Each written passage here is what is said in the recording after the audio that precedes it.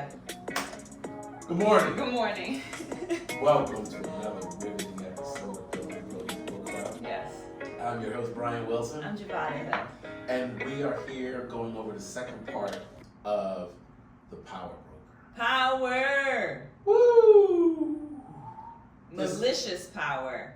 Vindictive Malicious, power. vindictive, Effective power. effective power. I mean, this was power hungry at a level of power hungry that I've never seen before. I mean, I may have seen it and I just didn't observe it and never paid attention to it. No, Like this. 48 Laws of Power, it gives you like the framework of what to do. And you see this Yes. person, Robert Moses, executing. You know, like it's not just a matter of reading and knowing what to do. You got to start to like execute on what's there to do. And that's what Robert Moses is doing. I saw something about like Einstein and it said imagination is not more powerful than knowledge, but you can read all these books, but Robert Moses, he was sitting on that train and he looked out the window and was like, you know what? I can imagine here parks and women and babies and this is the beautification and I am going to create this because the city needs this. He thought all of that in his mind and then he visualized it and then he implemented it. If not him, somebody else would have did it. So here's what I thought was interesting about that. I'm wondering if it would have gotten done without him. Because remember, I kept asking the same question before. Does the end justify the means? And no matter how evil and heinous some of the acts were that he did, the overall things that he accomplished was connecting all those little islands around New York to create commerce. It's easier now to travel from section to section to section. So now you're able to deliver goods, services, people from point A to point B, which is the strength and the power base of New York. That's where they derive all their money from tolls and travel and commerce and business and being able to bring people into the city. I can't say that how he did what he did was good, but the results of it were phenomenal. And the basis probably for what most cities did to grow their own economic power base. Could anybody else have done it? I don't know. Because that whole Tammany system was truly self-serving. They weren't for the masses. They were for Irish immigrants. That's who they mostly serviced and worked for, was Irish immigrants. And if you weren't Irish or you weren't an immigrant, you were a second-class citizen to them. Or you didn't exist at or all. you didn't exist at all. And then their whole purpose was to find ways to legislate, regulate, get away from all of those people that they didn't want to be around that weren't Irish Catholics.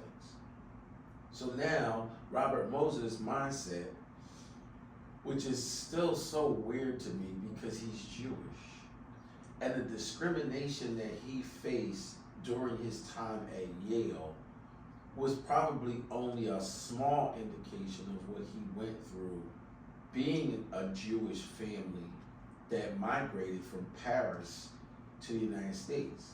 Now, his family got out well before the Holocaust took place. But the sentiment was still prevalent.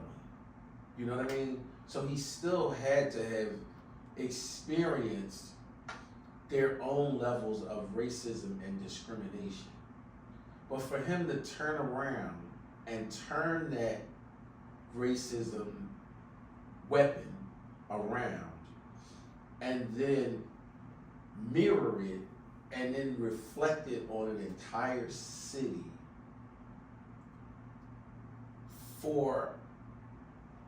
I can't understand whose gain it would have been for, because he didn't advocate for any one particular race of people. He even denounced his own religion. So I couldn't, I think it was just his own self-serving interest. Like, I think like everything that he worked towards, sorry, thanks for being late. For everything that he worked towards was only for his own self. You know, it's only all self-serving. The process of analyzing and reading and understanding the different laws and regulations, and then how to manipulate them, and then how to change them, and understanding the fact that people don't read. We experience that in our own business, in our own industry, where people don't read, and they depend on us to interpret the information for them. He utilized their own ignorance and their own grandioseness about themselves. Oh, I'm this, I'm that, I have this much power. And he goes, read the law. I know it because I wrote it. You know? And then be able to turn that around on them. I don't think this could have gotten done with any one individual party. You know what I mean? They got the Democratic Party and the Republican Party, and they're going through their own strifes of we want this, or we want this for our people, or we want that for our people. He separated himself from everybody and said, this is what I'm going to do for the city. And disguised his racistness and wrapped it up in, I'm doing this for the people. I'm doing this for the women and the baby. I want to create parks and recreations, and I want to create these beautiful monuments, and I want to create these bridges to help people get away from the blight, because that was Harlem. You know, let's move these people away as far away possible, and then in that, let's create these beautiful roadways and parks and beautification. I think his whole quest was just self-serving, and I don't know if any other, I don't think it would have happened had he had to collaborate with others. I don't think that was his quest at all. I mean, even from his early beginnings, they said he was a swimmer, which is a solo sport. You know, you kind of get out there in the water, and then he would swim for miles. Can't do that today because of shark-infested waters, but he used to swim for miles. And then, that, like, so far, his men would be like, are you ever coming back, you know what I mean, to come back to land? I think his whole mindset was singular, solo focused. Even his relationship with his wife literally took care of him. Like, she almost was like his mother, more so than a wife. Like, she did things that I thought were beyond the duties of a wife, making sure he had money in his pocket, because he wouldn't remember to have money in his pocket to even get on the train. Getting his clothes, prepping his clothes for him. The fact that he only wore the single white suit, that was the only outfit that he actually had, was this white suit. And I'm like, you have extreme tunnel vision in your project, in your mindset, and you're fueled and driven by this. I can't even say his fuel and motivation was driven by his need to create. I think his fuel and motivation was part hatred. I don't think he liked anybody. I really don't think he liked anybody. I think he looked, that whole chapter where they talked about how he would look for things about people to use as a thumbnail to motivate them. And he would even go so far back as to find dirt on their fathers and use that. Their fathers are dead. And you're using information that you found out about my dead dad to publicize it. Then he would have this whole different persona for the press that would make him look like this great man to the public. I'm doing this for the people. So the press would write these beautiful articles about the work that he's doing. So it made him look like the hero and savior of New York. But the people that knew him the most and that were closest to him and that were forced to work with him realized the tyrant that he really was. The secretaries and all this stuff. That one man that they said he berated him so bad in the office, the man refused to come out and tell people what he said. Or the engineer that he fired and the bull went around the corner and damn near drank himself to death. I think he's a coin, and there's two sides to a coin. You know what I mean? I think he hid and was very good at concealing the dark side of him. And that whole thing about separating himself from his family, because there's not much that you know about his relationship with his brother or even his relationship with his sister. They don't even talk much about that. She professed a loyalty to him that nobody seems to understand. And even his wife, she had a loyalty to him that nobody can really understand. But I think he kept them so close to his vest so that others couldn't use them against him. You know what I mean? To have some kind of leverage or power or control over him. But I really want to get into beyond some of his experiences are so weird to me, because in one hand, you're like, that's beautiful. Look at what you did. And then on the other hand, you look at it and go, I can't believe you did that. You know, you're kind of stuck in this. I feel reading this book the same way I would assume most black people feel about being here in the United States. We have this love-hate relationship here. Like we love it here because we don't know any other place for the majority of us. But we hate it because of the atrocities that have been inflicted on our history and our ancestors. So we go through this,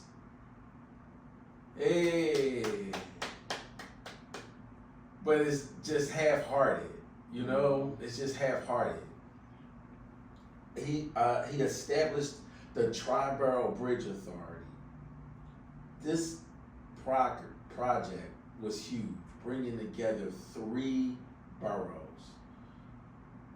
The destruction that he did through eminent domain and displacement of people and demolishing of whole communities kind of had to be done. Because I saw this movie. Did you ever see the movie Gangs of New York? Did you ever see Gangs of New York? Yeah. The Gangs of New York was about the gangs of New York. And it was like each little section was becoming their own cultural gang. The Italians, the Irish, the Chinese, the Indians, the blacks, everything was separate. You know what I mean? You couldn't go to another section if you weren't of a certain nationality. Mm-hmm. I think in breaking apart though that mindset and the separation of certain communities and the destruction of certain communities in order to tie them and bring them all back together was an admirable goal. I just don't think that was his goal. I think that was a byproduct of what he was doing in the first place. Do you know what I mean? You don't realize the long range effects of the actions that we do. Like us as real estate agents, we help people move into buy a house, but we have no idea of the long range ramifications of the actions that we've done after they bought the house. Births, deaths, marriages, separation, divorce, new children coming in. Turn the phone on, new children coming into the family, new jobs, graduating college, all of the life events that happen to people after they've purchased the house. We have no idea of any of that. We are only involved in the transaction of helping them get from point A to point B. I don't believe that Robert Moses understood the long-term ramifications of his efforts until long after they were done. Of the long-term cultural effects of bringing together a city, the different boroughs, and how connecting them now through recreational parks that brings people together, through the ability of being able to go from one borough to another borough for work or a family or to start a new life. I don't think he understood any of those effects. I think his quest was, I want to build bridges. I want to connect these bridges. And his underlying motivation was, I want to connect bridges to separate from black people. That's what I think his underlying motive was, his sole focus and purpose was. But then at some point, it had to be more than that. You know what I mean? This was a smart man. He wasn't stupid by any stretch of the means. I mean, Yale graduate, Oxford, he was not stupid at all. But the driving motivation, the singular driving motivation for him was, in my mind, in my opinion, in my sole opinion, was his hatred. That was his only constant waking thing, which is why he probably couldn't dress himself, which is why he probably didn't have any money in his pockets, which is probably why he just didn't have the basics. Like, we get up and go to work for a purpose. We know we need money to start the car, or pay the Uber driver, or pay public transportation. We need lunch. We focus on those things. His focus was, let me get to work to see who I can destroy, But the other aspect of what he did was he employed hundreds of people. I mean, the process of building bridges, engineers, contractors, workers, electricians. I mean, he kept a lot of people employed. Collectively, could you have gotten the two political parties to work together to have that same mindset? I don't know. I really don't know. Because they were so singularly focused on the perception of being seen as for the people, when in actuality, their goals were self-serving. All of them. Al Smith, the only person who I really think was a real politician out of anybody that we've read about was Roosevelt. Like, he just seemed, just based off of this one book, more people-minded, focused, and working for the New Deal. Just trying to change the mindset and narrative. Everybody else just seemed like, I am for my people. And his people, they talked to them only through the press. And only through the press did they talk to these people. But who's reading the press, the newspaper? It was only people that could afford to read the newspapers, that could read. Who else were you talking to? It wasn't like you was politicking on the streets, at the grassroots level. You know what I'm saying? You were talking to the press. And the way he was able to manipulate the press is so powerful, and they can make anything look good. They can make anybody look good. Or bad. They can make anybody look very, very good or very, very bad, because they're so poetic with the use of words and how they're able to make even the worst heinous of acts look beautiful. He was able to kowtow to the press to make his actions look so magnanimous and beneficial for the masses while still holding his hand close to his vest of his true motives of what he was trying to do. That bridge that he built, I had to sit down and, like, I was on the Google Maps finding all of the bridges. The bridge that he built in that little section that Demetrius, you and I were talking about this in the office, where the people were like, can you just move the bridge to 2nd Street? So they had a 3rd Street, a 2nd Street, a Front Street, and a waterfront. That's where all the boats and harbors came in. And this is south of Brooklyn.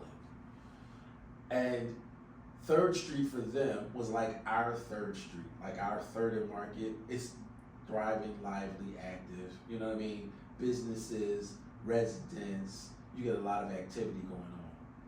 They had a train that ran over 3rd Street, so the people were comfortable with the train. So now I'm envisioning this train and I'm thinking like the L over Frankfurt Avenue. You know, this long stretch of train over Frankfurt Avenue, and everybody knows the train is there. They hear the clickety-clackety of the train. It's a part of their life. Robert Moses removed the train and built a 4-lane highway over their 3rd Street.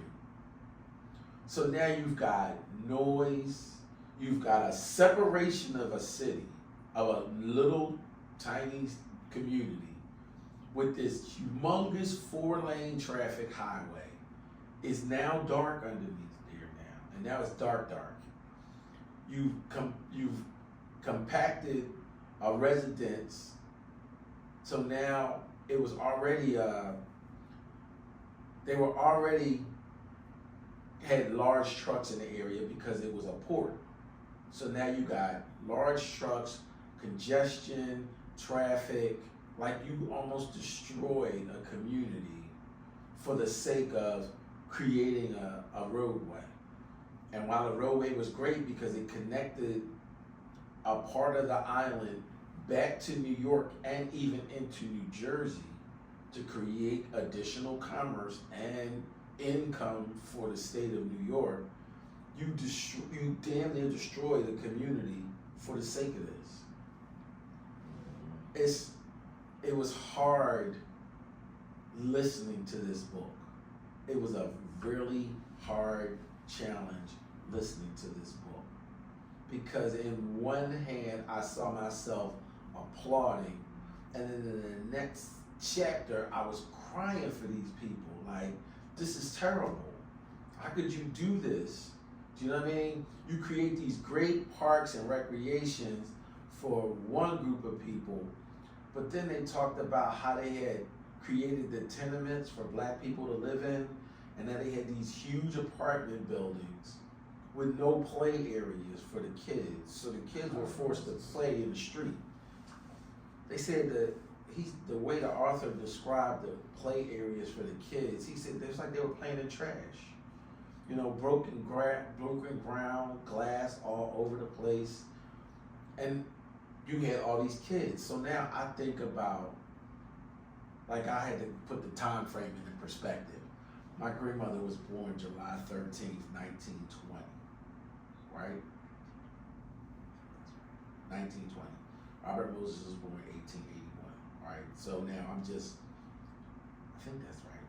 I'm looking at the timeline and the time frame, and I'm thinking about kids and children. I mean, kids are innocent kids, right? And they can create this imagination for themselves.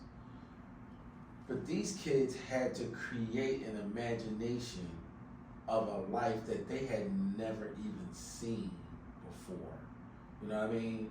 I think about Jay-Z's line about the rose and the cement, and thinking about what these poor children had to endure during this time, and what they had to grow up in. No food, no money, living in these small apartment buildings stacked on top of each other. And then you think of the other families and kids that had parks, recreations, they had a car so their families could drive them to beaches. Robert Moses made this one park and made it so difficult for people to get to. The only way you could get to it was to drive. So the city had to step in and say, you have to make the parks accessible enough for people who don't drive. So then he didn't want to add a train route or a bus line for people who didn't. I mean, it was just one thing after another where he really worked to separate and then disguise his motivation for wanting to create this separation, you know? Like, I don't think anybody really saw it that way. And it takes me back to the color of law and how government creates legislation and then how that legislation is interpreted at the grassroots level. Because government will say, parks and recreations for the people. And grassroots, it will come down and interpret it as, oh, it's only for certain people.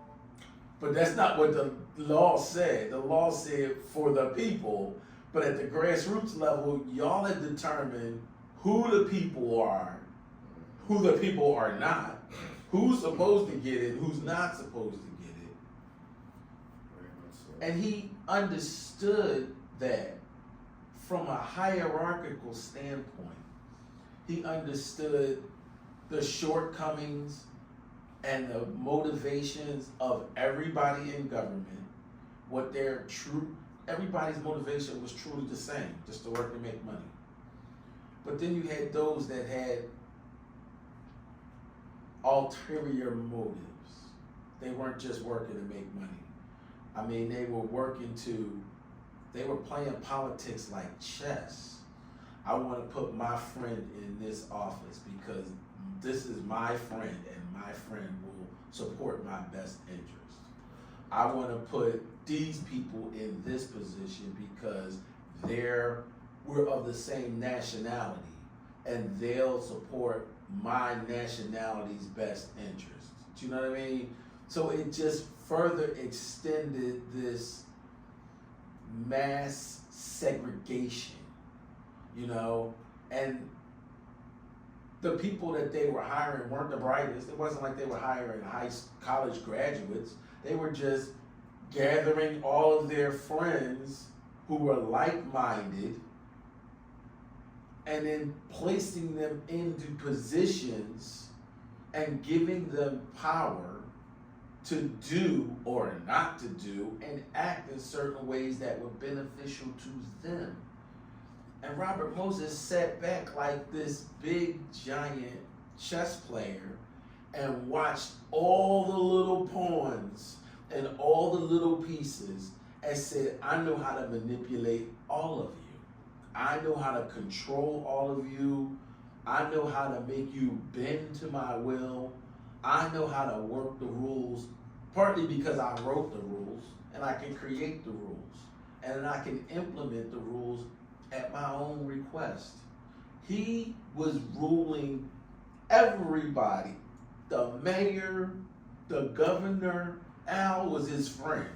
Al Smith was his closest ally. I won't call him his best friend because I don't think he had any best friend.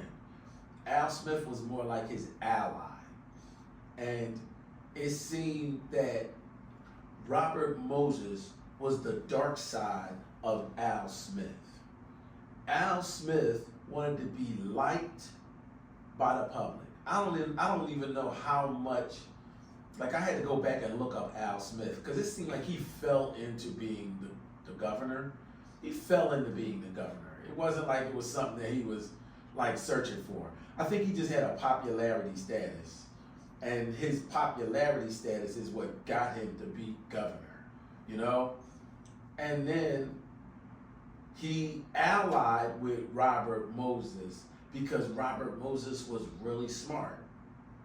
So he said, okay, I'm not that smart, so I'm going to align myself with smart people to help give the perception that I'm smart. Like, I think Al Smith was more focused on perception and what he looked like to the masses of people, more so than doing good. The fact that Robert Moses realized this and was able to use that, I think that's what kept Al Smith close to him. And I said it that way on purpose. That's what kept Al Smith close to him. Because Robert Moses collected people. He collected people that would do his bidding, that would move as he said move. When I say jump, all I'm gonna know, you just better say how high. And if you don't move like I do, I'm gonna kick your ass. That man he beat up in his office, he was they said he picked up something to hurl at this man because he was that angry at him because he wouldn't do what he wanted him to do. All he just wanted to do was challenge him at every step of the way. And that ego, that superiority, that I'm smarter than you, I'm better than you, I know more than you, and the fact that he was, I think he was the personification of evil. Because like you said, he denounced his religion, which is the thing that we use to rule and govern us. And without that, it's the Wild Wild West. You have no principle to stop you. You have nothing to say, I can do that, but I shouldn't do that. Mm-hmm. Do you know what I mean? You've got no boundary to say, morally, to say this don't make sense and it's not a good move. Mm-hmm. You don't even look in the mirror to say, and this is so funny because remember that the part he said about Robert Moses used to come to meetings with nicks on his face because he was rushing so fast, shaving himself to get to a meeting. I don't think that's why it happened. I think he just didn't want to look himself in the eye. Because you don't shave. But when you shave, you don't shave. When you shave, you gotta kind of pay attention. And like they were using straight razors back then. It wasn't like they was using the bits and the cool stuff we got now, the electric razor. He was doing a straight razor shave probably. I don't think he wanted to look himself in the eye. Because I think that would force him to actually come face to face with his own humanity. Which I don't think he had any at all. Because there's no way that you could mindfully wake up every morning and implement some of the things that he implemented on a daily basis and not have a conscience about it. People are protesting him in the streets. Don't do this. Don't tear this up. Don't tear down our home. You know what I mean? And the boaters. Did you get to the part about the people that had the boats, the boathouse? It was like a little boathouse row, and they would pay for the use of the land. They would pay the government for the use of the land so they could have their boats. This man was so evil that these people were like, we paid to have this space, and we pay you every year to have this space. And he was like, I don't care, you gotta go. The people went to court to fight him. And while they were in court fighting him, Robert Moses had his men with their machines out on the street. They had dug a trench so deep that separated the land that the people couldn't even get to their land. This was why they were in court fighting him about, yo. It's the same thing. It's a loop, right? It's all a loop, and it's the difference. It's just the difference of leaders. It's like the same conversation with the Sixers and having their stadium in Chinatown, and people on the streets are fighting it. But what's different is that the military enforcement is not standing outside saying you can't do this bike ride and protest to have the 76ers stadium in Chinatown. But if that was the case, you're going to dismantle and destroy that entire segment of community of people. It's kind of like the same thing. You want the commerce of the almost yes, almost no, because here's the difference with the Sixers situation and the Chinatown situation. They've offered Chinatown, which I think is just unfreaking believable. They want to build a cover over 76 to connect Chinatown. So now it becomes a big park for Chinatown. I can't think of, aside from South Philly and Italians, anybody else where the government says, let me make sure that this community stays a community, like works together for it to maintain its communityship. They haven't done it in West Philly to say, okay, West Philadelphians, because I consider West Philly and Southwest Philly a neighborhood of a community of relatives, because most people were living in grandma's house, and they had children with the girl around the corner. So now everybody all lives together in the same community, in the same house. My friend is the 13th in sibling in his family. He still lives in the house with his 4 kids and his wife in the house he grew up in as a kid. So they all are in the same neighborhood. He knows everybody in the neighborhood. Everybody in the neighborhood knows him. City Hall didn't come out and say, okay, Mr. West Philly, let me give you something to help bind the community together as a community. They only offered that to Chinatown. Now maybe I missed something. I can't profess to know everything that's going on in the workings of the city of Philadelphia or their thoughts. But with this whole Sixers thing, which is an actual opportunity to bring together the entire city, because everybody loves basketball, and we're concerned about one nationality in their community. Okay, Robert. And then they went so far as to say, here's what we're going to do to appease y'all about what we're getting ready to do. We're going to build a park for you to connect the two halves of Chinatown. Chinatown, like a whole damn city, they have their own zip code. They have their own zip code, 19107.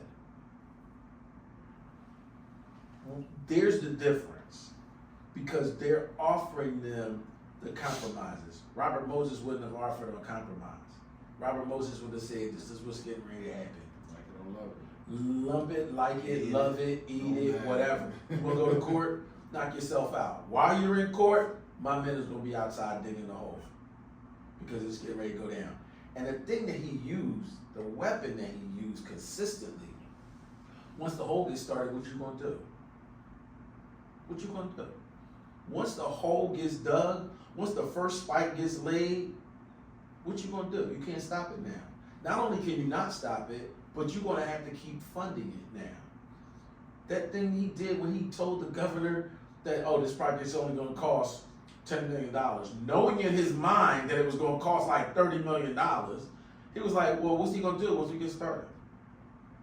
He's going to stop it? You know, that's going to be a blight on him. He in the public eye, which is why I think he lost as governor too. Because you know he ran as governor. He ran for governor and he lost because he came in dictating to the people about what he was going to do and what they were going to do in their role as citizens. I'm like, dog, you overstepped your boundaries, because there's a difference in being a government employee and being a government figurehead. When you out there in front of those people and you're representing those people, you gotta talk like them. You gotta appease the masses. You've gotta kumbaya with the group. You can't come into a group and be like, all right, this was getting ready to go down. But he wasn't a politician. He was not at all. That's just like somebody else who we know in our time that's not a politician.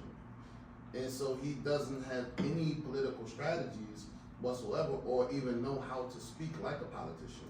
Not at all. You know, and more so he reminds me of a dictator. You know. He really was. And that's the immense power that he represented and the theories that he produced. All about dictatorship, everything that he wanted, that he thought was better for the people, that he thought, and even if he didn't care if it was better, like he had a certain intent and intention, you know, actions are judged by intentions, okay? No matter how small or how big at the end of the day. But you can actually see that his intentions went far above and beyond for the people. Oh, I don't even think he was caring about the people. That's what I'm saying. I really don't think he was. So the people, like those who praised him, thought that his actions was contributed to the people or in favor of the people, not realizing that he wasn't thinking about the people at all. He wasn't, not at all. I think their praise only came through what they knew of Robert Moses from the media, because he was a great master manipulator with the press. You know what I mean? He knew who to schmooze. Like his influence was unbelievable because he knew who to schmooze, who to look like a star in front of. Then he would turn around and like throw a cup at his secretary. You know what I mean? Or do something dastardliness, calling somebody into his office to berate them. I mean berate. And I'm going myself, if I was a employee of Robert Moses, I would probably had because you couldn't talk to me that way. But these people were like, I need my job, this is my pay, this is my income. He controlled them through what he could do for them. Yeah, what they needed, exactly. And he used that manipulation consistently, you know, because even when he talked about the dead fathers of those whom he used their past in order to manipulate the people, to manipulate their children and his competitors.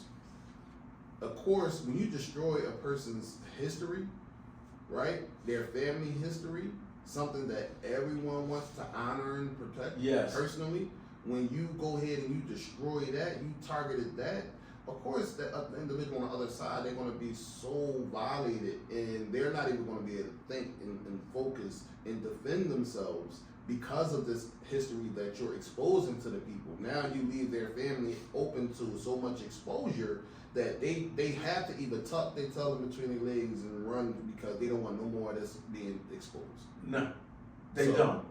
Yeah, so they fold. You know, and this is one of the strategies that he utilized, and it's actually one of the strategies that's utilized in politics today. It is, and I love his. Ooh, that was a hard word. Please forgive me, Lord. I analyze how he used the power of the press until he lost it. Yeah. But I mean, his mindset of promoting urban renewal programs, and like I just visualize him. What's that vision about the snake with the two tongues, the forked tongue snake, where he speaks out of both sides of his mouth? This is what I visualize Robert Moses as. Being able to eloquently speak to the press in one tongue and then turn around with the other tongue and lash you. You know what I'm saying? And have this whole, like he just was like a forked-tongued devil to me.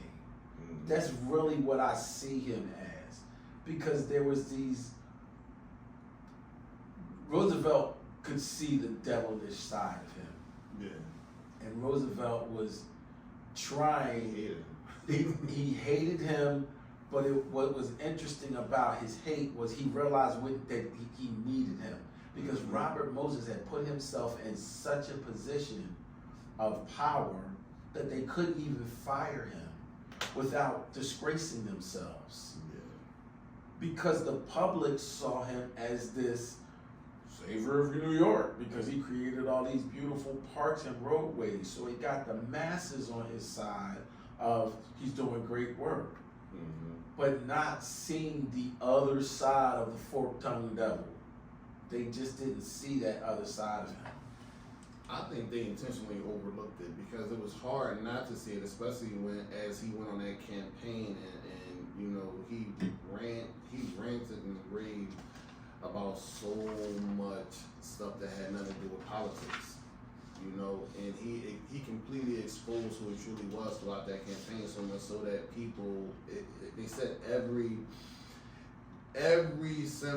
simple announcement or every simple speech that he gave, the crowd, the audience strong massively. The audience continued to shrink because people continue to see who he truly was.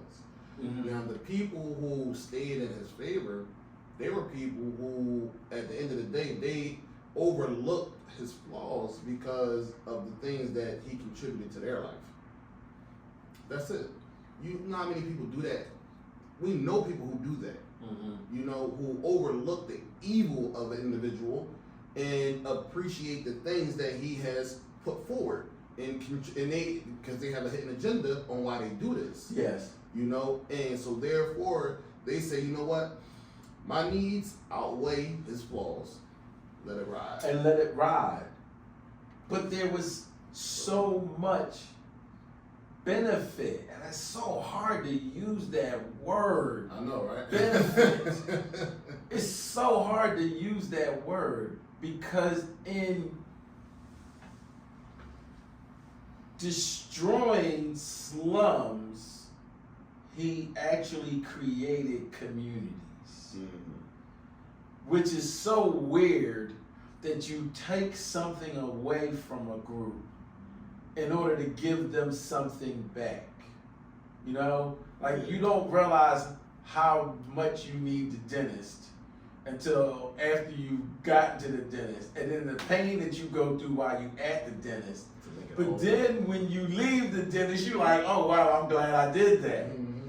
You know, it was the pain of extracting a tooth in this, under the guise of urban renewal, you know, and slum renovations, you know what I mean? Let me recreate the concept of neighborhoods and communities.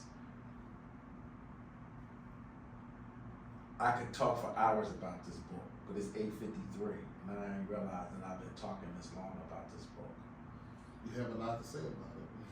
I could But it's talk for interesting. another hour about this book because he, in analyzing this man's life, I understand how he used power, how he obtained power, how he manipulated and wielded it,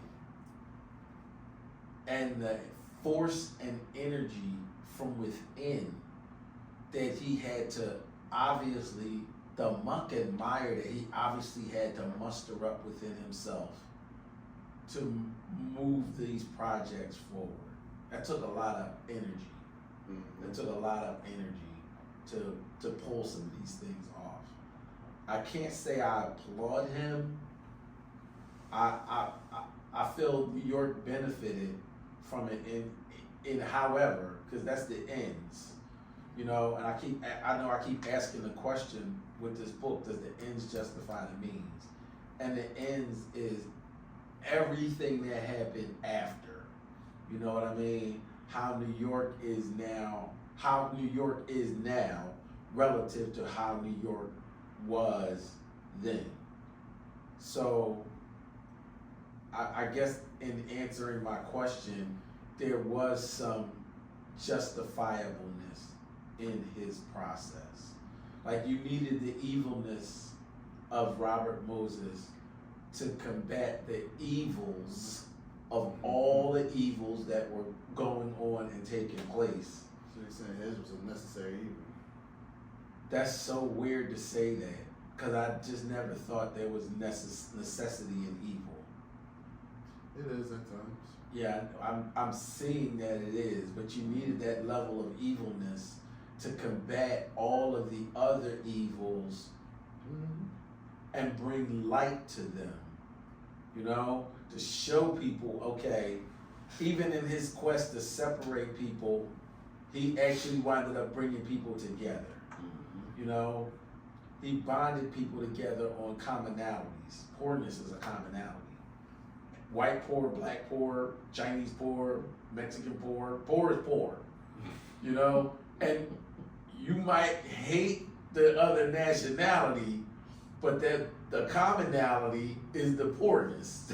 You know, so now you can say, all right, I don't like you, but we're in the same poor boat. So what they gonna do to fix the boat that we're in? You see what I'm saying? And now you've created this, we in this together. I was about to say that, yeah. You know, you shine the light on the we in this together. So, and I think that helped people to realize that there's some similarities between us, whether we like it or not. There's some similarities between us. And in the end, we all need each other. I think that was some underlying theme somewhere in here. I found that. I just don't know what page it's on to say that. But I think somewhere in there, there's a message of we need each other. So it's 8:56, and I've talked too much about this book. We're going to prepare. I want to do compare and contrast, but I think we all have the same book in mind. How? Power versus force. Power versus Force and the 48 Laws of Power. Yeah. Yeah, he really perverted the 48 Laws of Power. Yeah. Like he really perverted the 48 Laws of Power. I'm trying to get to the point where his force is overcome by power, and I think I'm getting there because I'm at chapter 29, and this is when LaGuardia is mayor, and the struggles of these two powerful men. They didn't name the airport after him for nothing. They did not name the New York airport LaGuardia after the mayor of New York for nothing. So I'm really starting to see some insight into this man's thinking. LaGuardia was a poor immigrant. He's a poor Italian immigrant, and his goal, his quest, was like all the other poor people. I understand poorness and poverty, and don't nobody want to be in a poorness poverty situation. So some of the things that I think LaGuardia implemented was able to take all the evils, some of the evils and negativity that Moses implemented, and then turn it around to make it a positive thing for poor people. That's what I'm thinking. I haven't seen that yet, and I would love to read a book about him specifically, just so I can get a better insight into him and the things that he did. I think it's more so about insight, like at the end of the day, because when you read books like this, it just gives you so much insight to certain things that are truly relevant to your life as you live now. And even so, a look back into the past and where it all began and how it all came together. Yeah, how it manifested stuff, yes. Yeah, and it just, like I said, like just looking at him, first and foremost, give you a quick glance into politics, right? From so many different perspectives, but especially the perspective of an individual who's not a politician at all being involved in exposing how the psychology of politics. And when I say that, I mean those who are politicians, they still use some of his particular strategies. Oh yeah. Because before that, they wasn't fighting so dirty. Yeah. But as time went on, they got dirtier They got and dirtier dirtier and dirtier and dirtier. But he was one of the first mudslingers. Yeah. You Yeah, know? I think he was early mudslingers. Right. Because they weren't. Their focus was like me, like me, like me, Exactly. love me, like me, love me, like me, love me, vote for me. Yeah. You know what I mean? Now today's politicians are, oh, she sucks. Slander. Oh, this yeah. person, I don't know if they're black or not. Oh, this person is the reason the border is so bad. You know what I mean? It's nothing about like me, love me. Now it's, let me throw dirt on this other person. And the funny thing about that is that they all, the dirt that they sling, all of them have a share in it. All of them have their hands. Everybody's hands is dirty. Yeah. Nobody's hands is clean. Yep, they got mud on their feet, they got mud on their hands, they got mud on the bottom of the shirt, behind them, but they don't even see it. They portraying to be clean, and so, it's just malicious and cruel. How they manipulate people's mind to believe that believe in something that it doesn't exist. That doesn't exist. This has been a great episode on the Power Broker. The next book I have is a short book. I don't have the name of it in front of me right now. I think it's called Switch. Okay. I think that was on the list. So that will be our next book. You can find us on the book club under Building Brilliance Book Club. You can also see previous episodes on YouTube under Building Brilliance. We're also on Facebook under the Building Brilliance Book Club. You can send me an email for invitation. I am Brian Wilson. Thank you for joining us for this episode of Building Brilliance Book Club. Have a great day.